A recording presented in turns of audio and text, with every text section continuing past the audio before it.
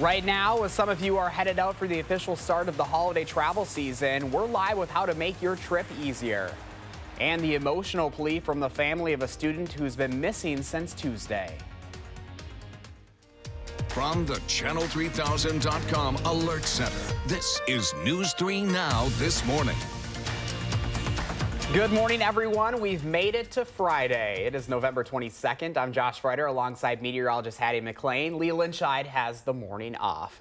So no sunshine yet, but it is on the way just in time for the weekend. It is, definitely. You have to be a little patient today. I know we've been talking all week about the potential for sunshine today. It's still in the forecast, but we do have cloudy skies right now. Maybe a few flurries flying at the airport. Haven't seen anything here on the west side of town. Just a quiet start to the day, but much colder than yesterday. Temperatures are down in the mid-20s.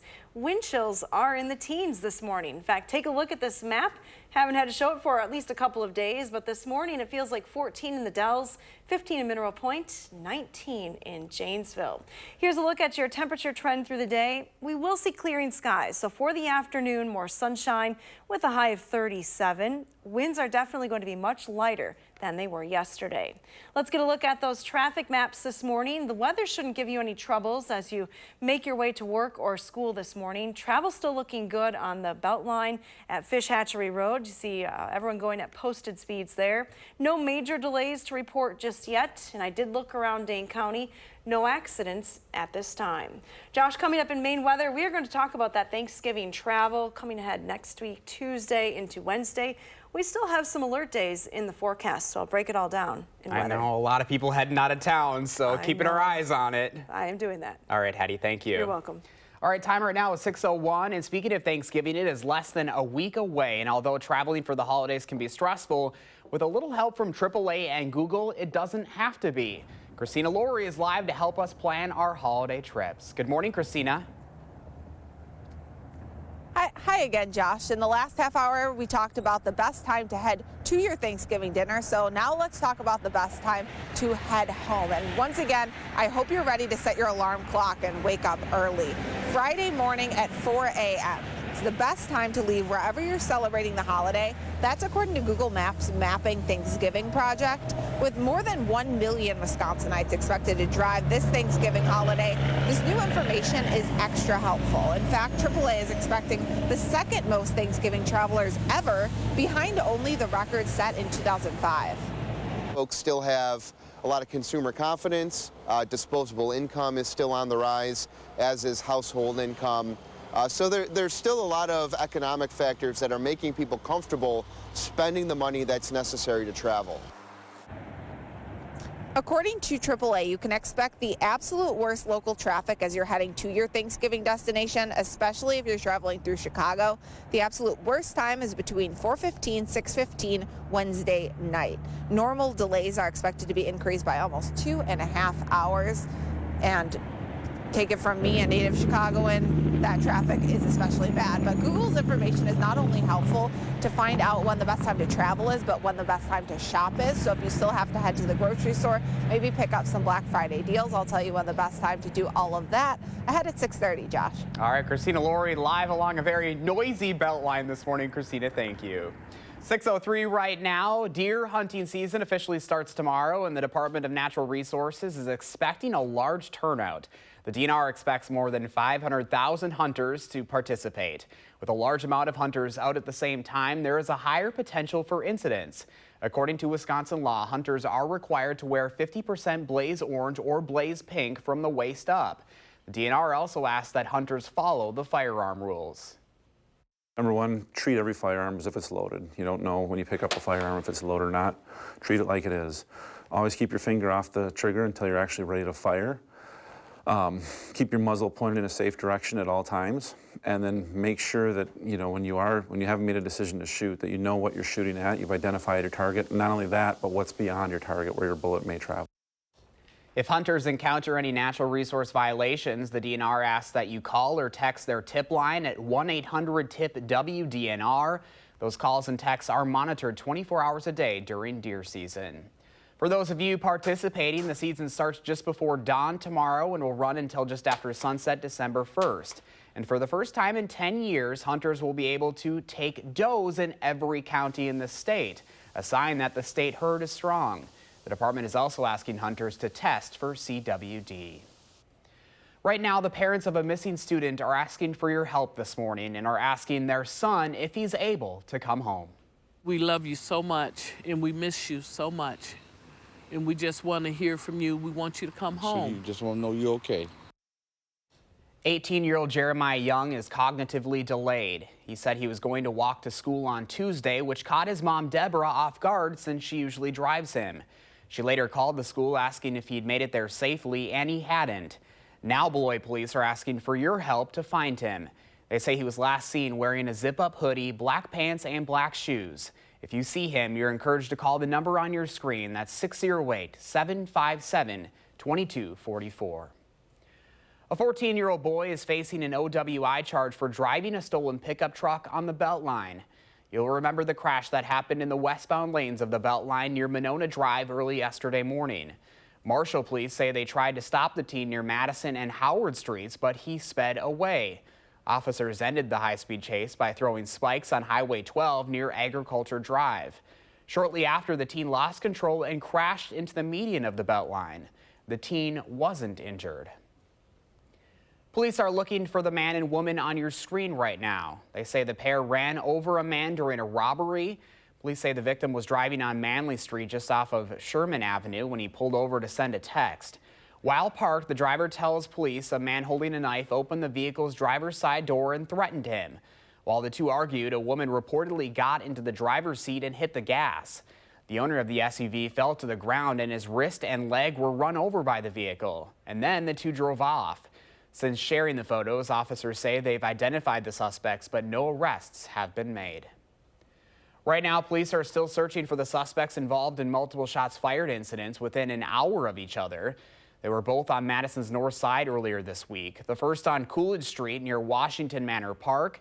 A resident says they found a stray bullet that had gone through the wall of their home, and officers say they also found shell casings in the street. About an hour later, another shots fired call just about 2.5 miles away on Bunting Lane off Packers Avenue.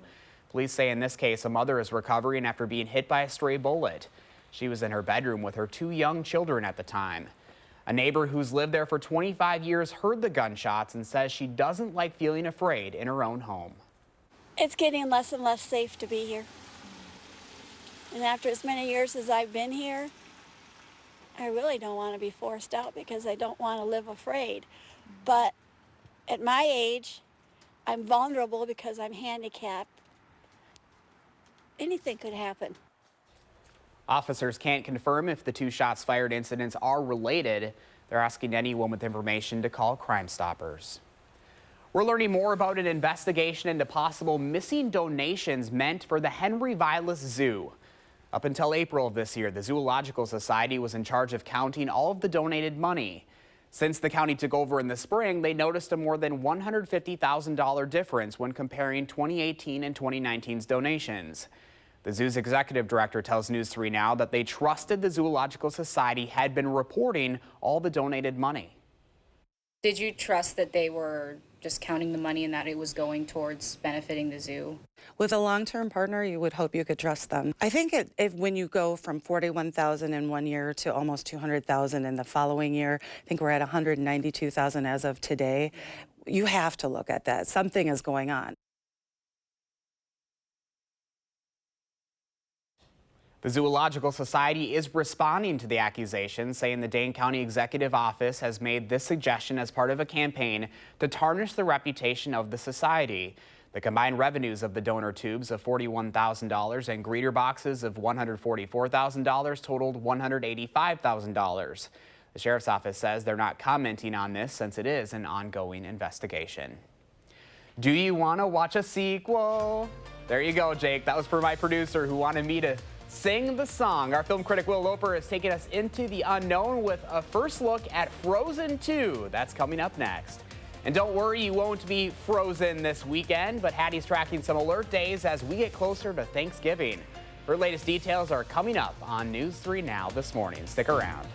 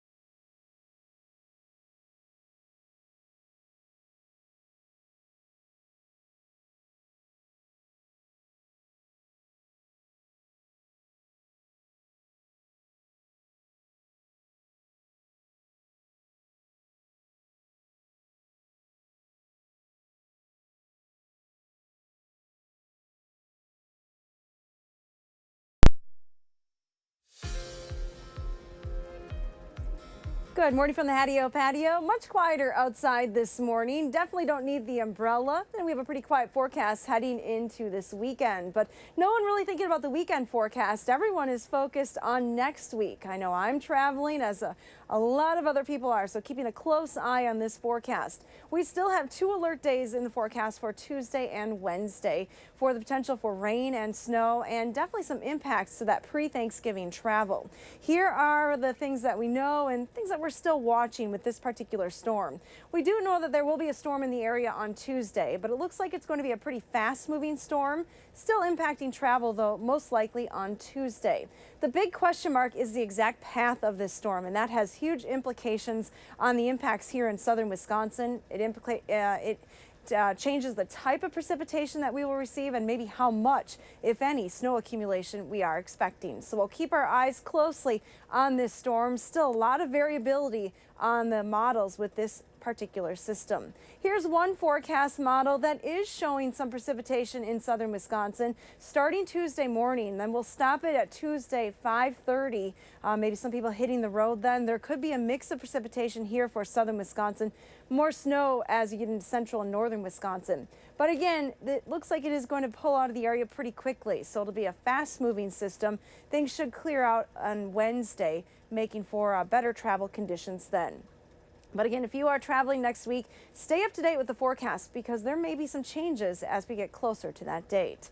Our weather track satellite model this morning showing you, I shouldn't say model, this is the actual satellite picture showing you what's happening over the last couple of hours. There are some holes in the cloud cover in northern Wisconsin, but still pretty thick cloud cover here across the southern part of the state. The back edge of the clouds is still further back to the west in Minnesota and Iowa. So we'll have to be a little patient this morning waiting for that clearing. No issues though with fog in the area. It's 24 right now in Madison, 22 in the Dells, 28 in Janesville, and 26 in Platteville.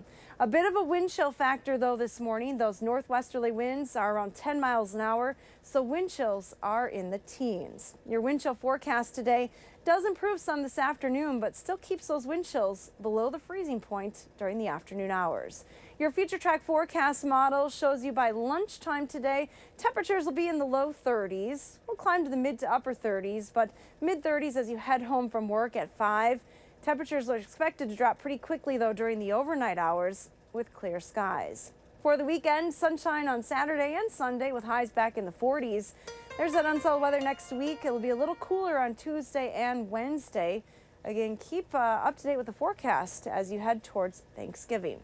Let's get a look at those first alert traffic maps now. We'll send it over to Josh Tim with all the details. Good morning, Josh. Yeah, good morning. Another quiet start to the commute with nothing major happening on the Beltline so far yet in either direction. Other roads here in Dane County not looking too bad either. There are a few brake lights starting to show up now on Stoughton Road and Verona Road as you approach the Beltline. No delays downtown around campus. Volume won't be an issue at least for another hour or so. And other main routes, including the interstate, they're moving along at the usual speeds with no major crashes or delays. Your first alert traffic, I'm Josh Tim. Josh and Hattie, thank you both very much.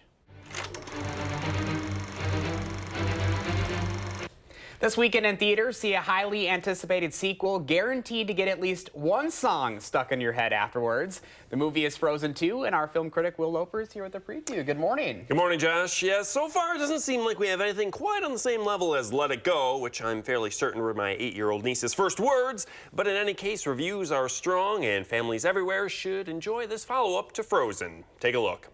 Find who is calling to you. They may have answers. I'm going with you. Anna? No. Excuse me, I climbed the North Mountain, survived a frozen heart, and saved you from my ex-boyfriend, so, you know, I'm coming. That's normal. There's a new threat to Arendelle, and Elsa, Anna, Olaf, and the rest must travel outside the kingdom to discover how to save their land. Magic is very alluring. Without you, she may lose herself to it. Protect Arendelle at all costs. I believe in you, Elsa, more than anyone or anything. Frozen 2 is rated PG. Quick question. Is the whole putting us in mortal danger going to be a regular thing?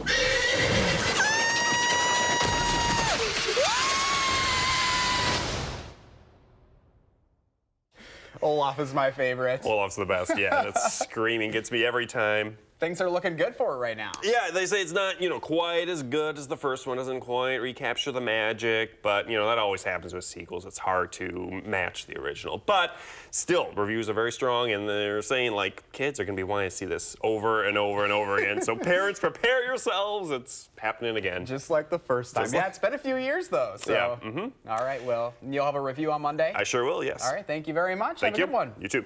All right, we're learning more about an incident at one Wisconsin university that has several members of the football team suspended. Coming up, we're hearing reactions from a student leader on the school's campus. And a couple of area high schools are hoping to bring home the trophy on day 2 of the state football championships. Patty's got the forecast for Camp Randall ahead on News 3 Now this morning. Stay with us.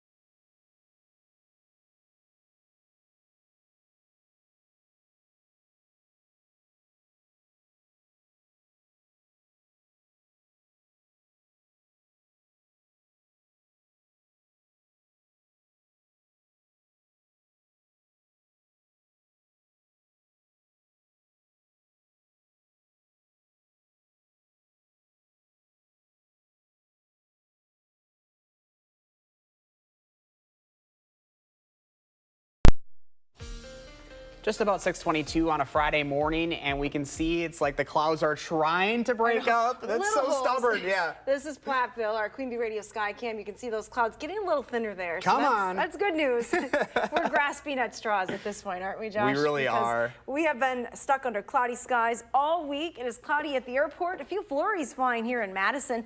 24 degrees is our temperature. That's quite a bit cooler than this time yesterday. Our wind chill is down to 16. Here's a look at that wind chill forecast. If you're going to be spending some time outside today, wind chills will be in the teens this morning, but remaining below the freezing point even into the afternoon. So despite some sunshine and lighter winds today, it is going to be colder. Here's your forecast for the WIA State Football Championships today at Camp Randall. DeForest and Wanakee both playing today. The early game will likely be under clouds. Temperatures in the 20s, cold conditions, but skies will clear for the later part of the day. 37 is the expected high. A little cool for this time of the year, but no precipitation in the forecast and light winds. So looking pretty good today at Camp Randall.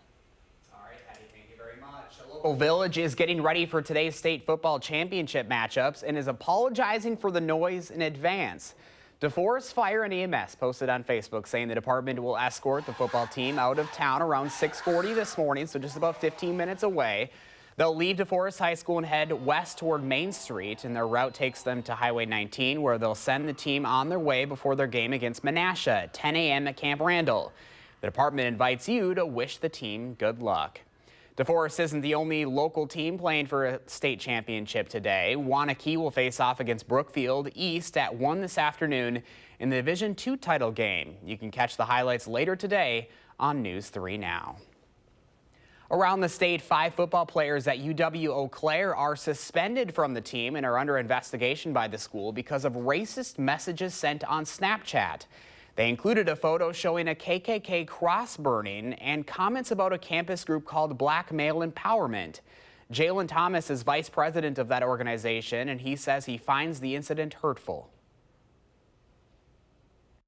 These young men are adults, they're juniors in college, so they know right from wrong.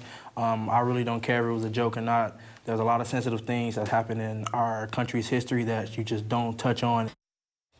Thomas says he doesn't view the campus as racist, but says there's still progress to be made as far as the university's racial climate is concerned to make all students feel comfortable.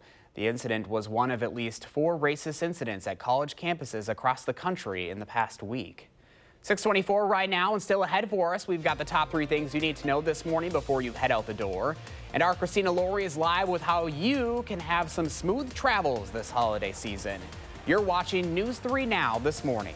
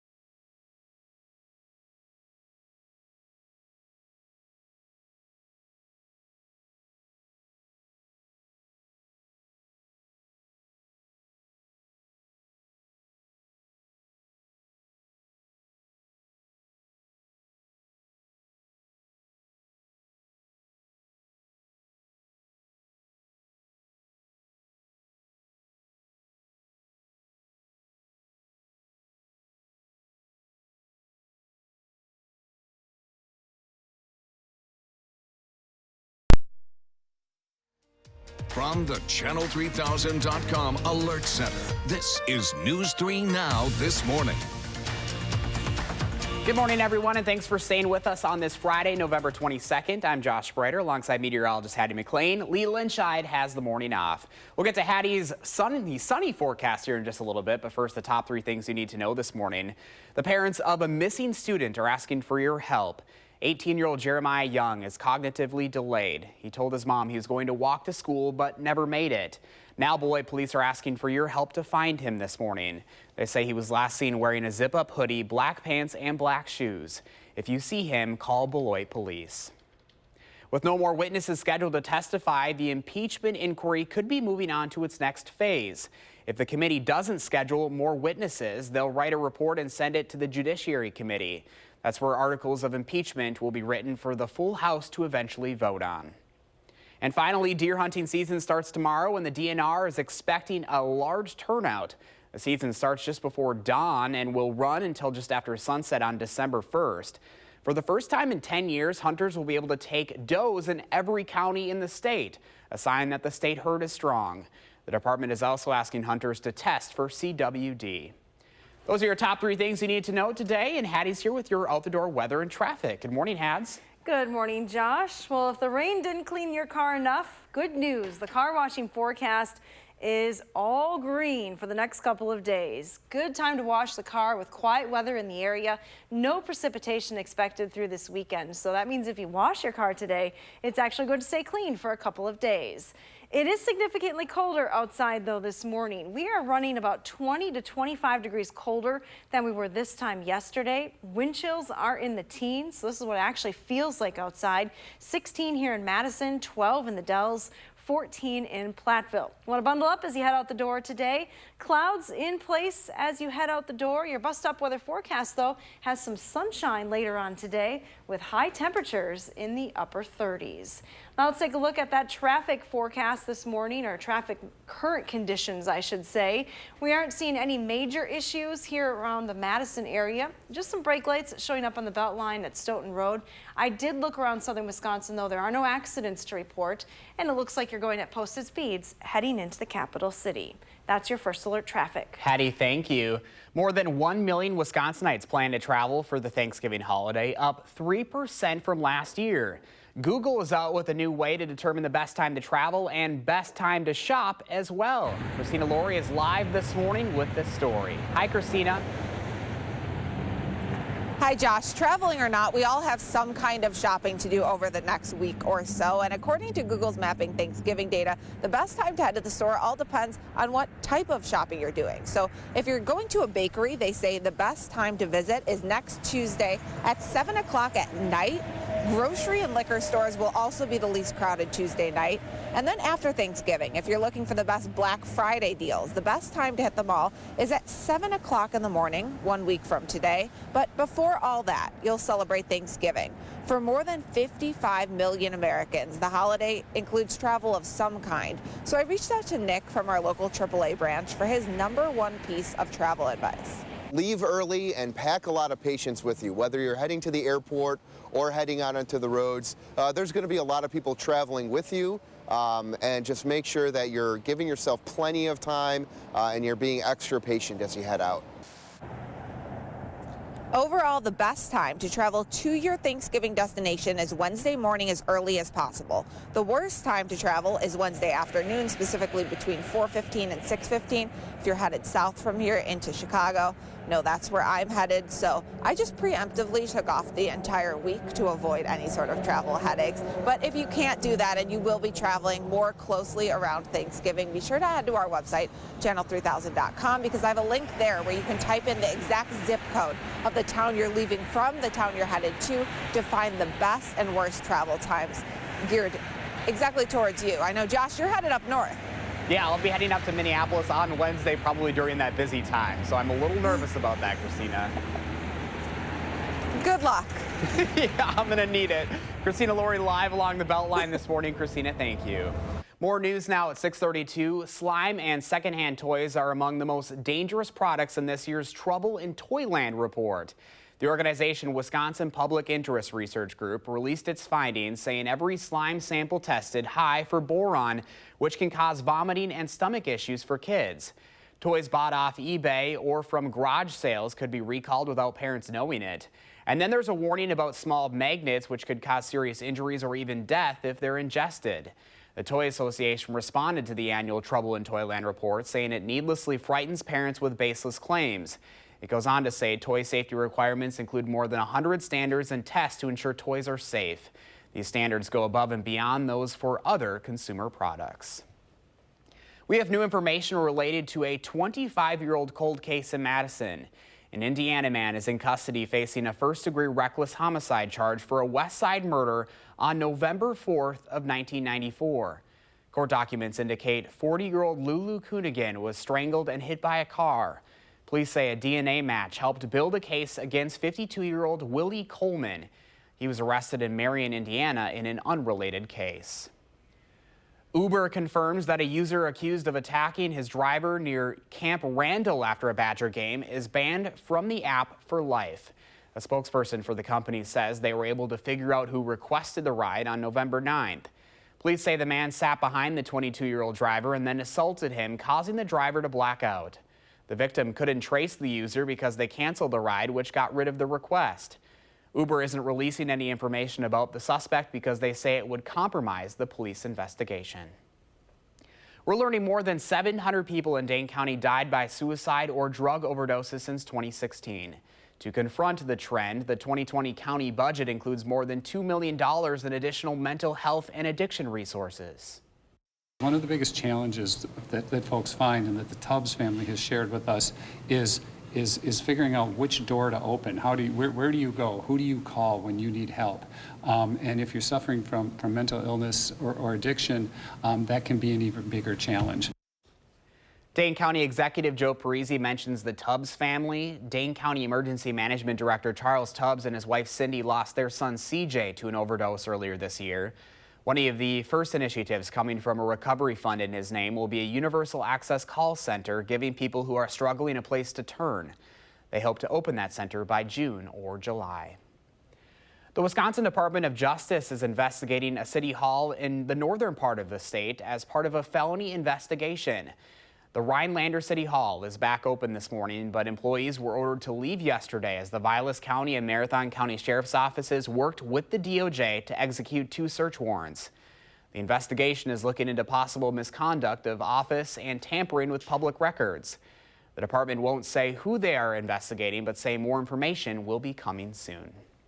Just about 6:36 right now, and coming up in the morning sprint, we're learning more about an investigation into possible missing donations meant for the Henry Vilas Zoo.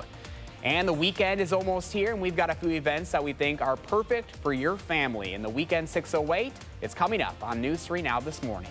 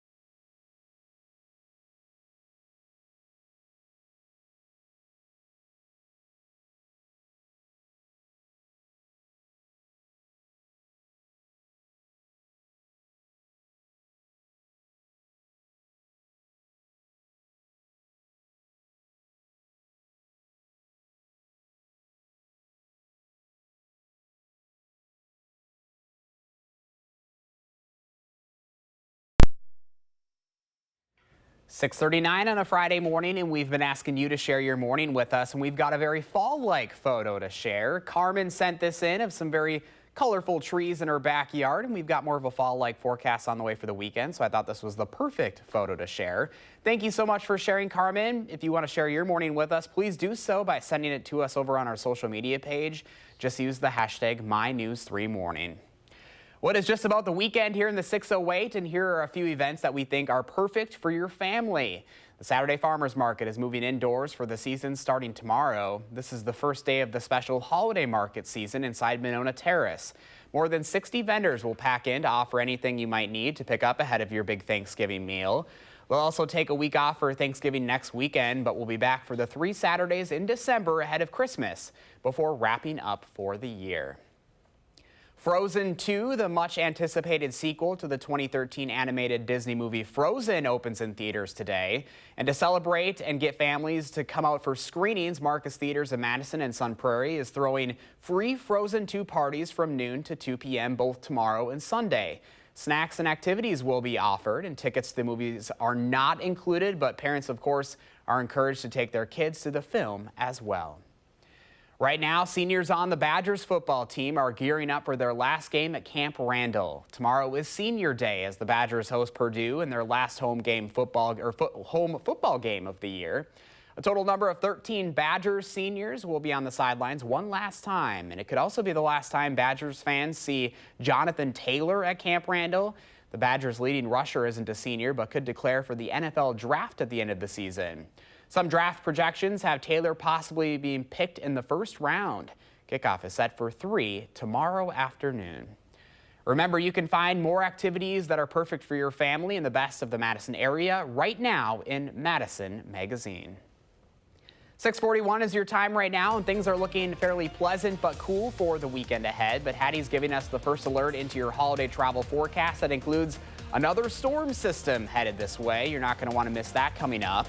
But first, it is November 22nd, and we want to say happy birthday to Cora and all the other kiddos turning 3 today. Thanks for waking up early with us and celebrating on News 3 Now this morning.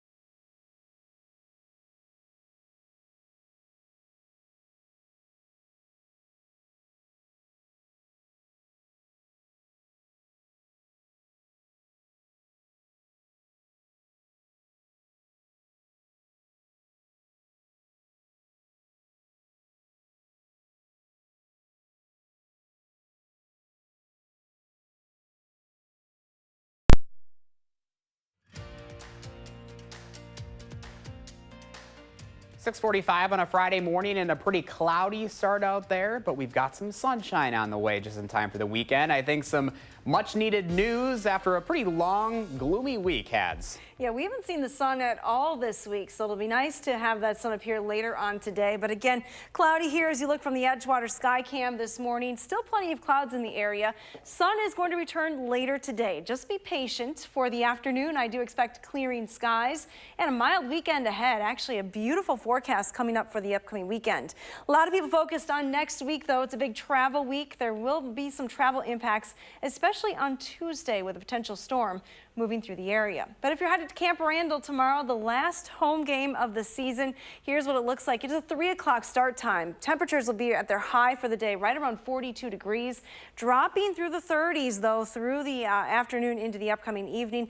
No precipitation, though, for the game, so pretty nice November football conditions. Here's a look at your future track forecast model. Again, we'll stop the model Tuesday at 4:30.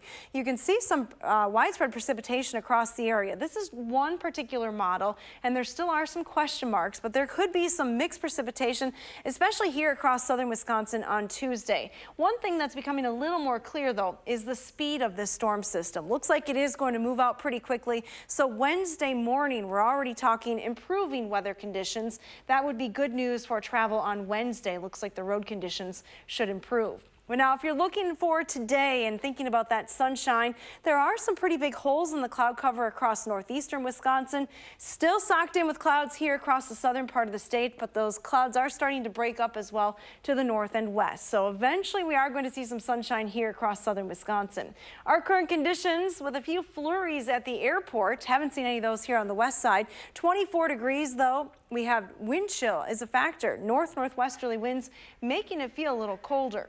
Temperatures are generally in the 20s across southern Wisconsin, but take a look at that wind still from the northwest around 8 to 15 miles an hour. That means when you step outside this morning, here's what it feels like. 12 in the Dells, feels like 16 in Madison, 17 in Mineral Point.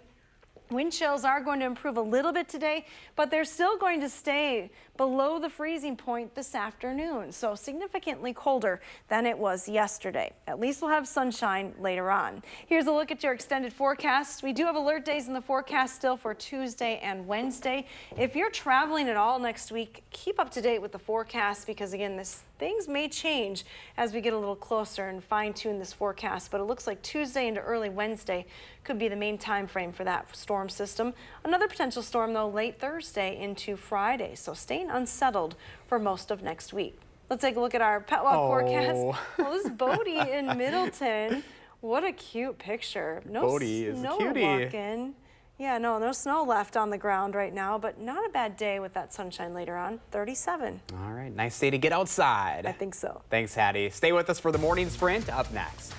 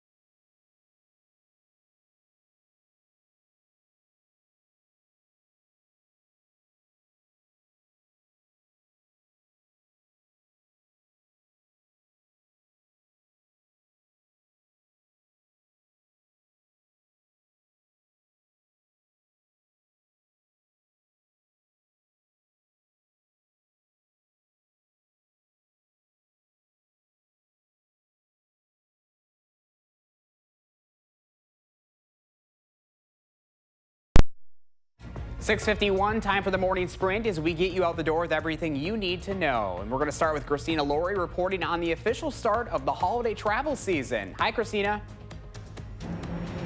That's right, Josh. More than 1 million Wisconsinites plan to hit the roads next week for Thanksgiving, and Google Maps is out with a new tool to help you determine the best and worst times to hit the roads and the stores, too.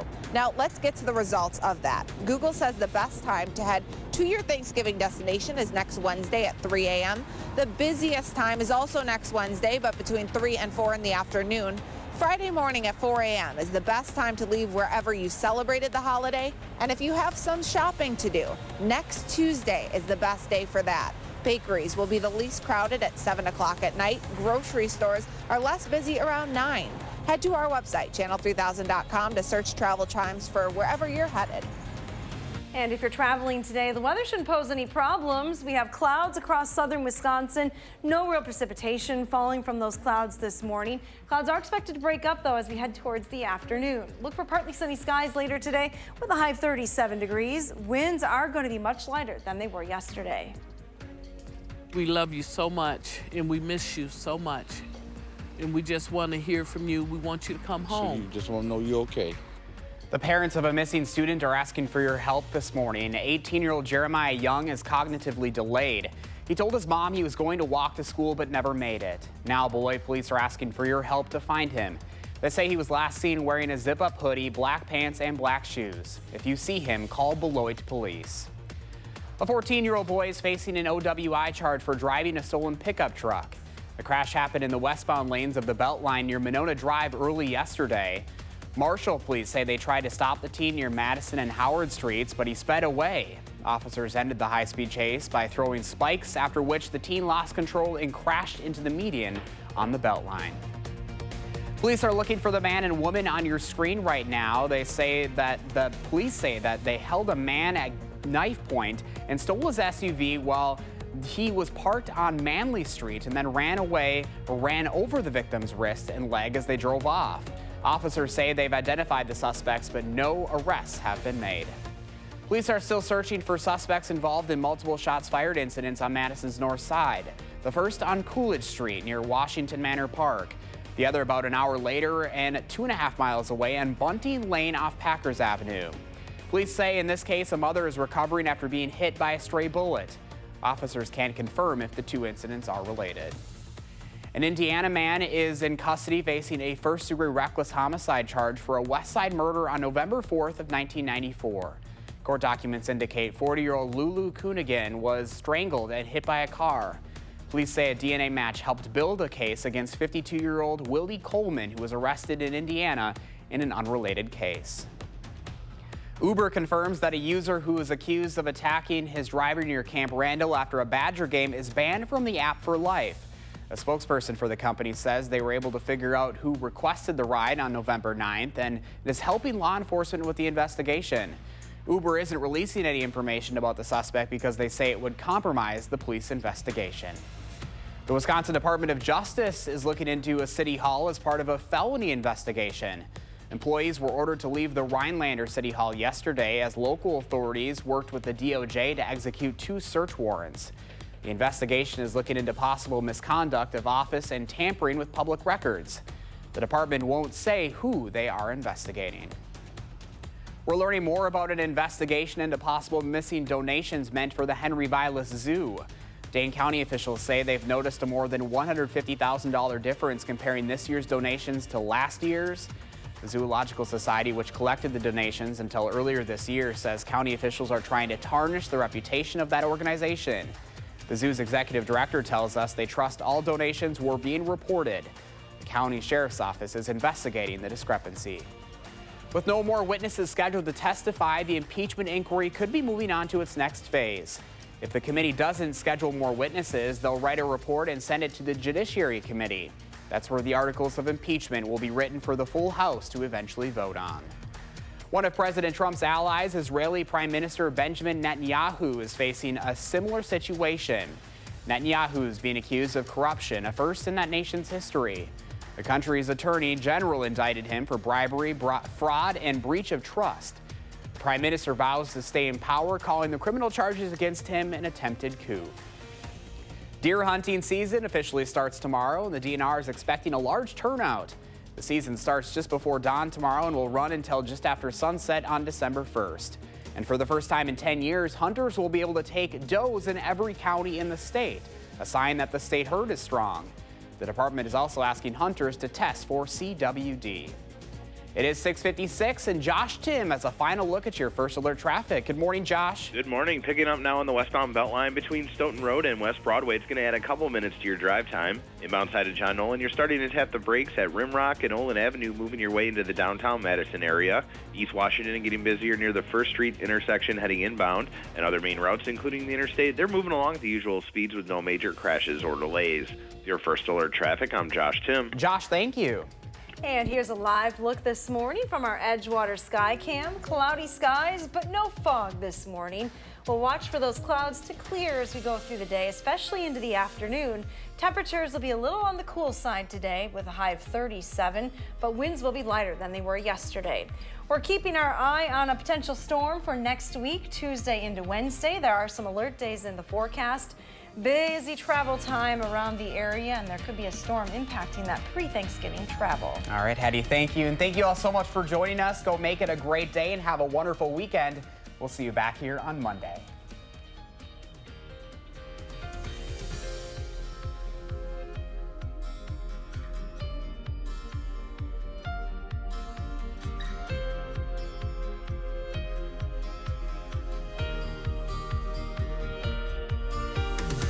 Ashley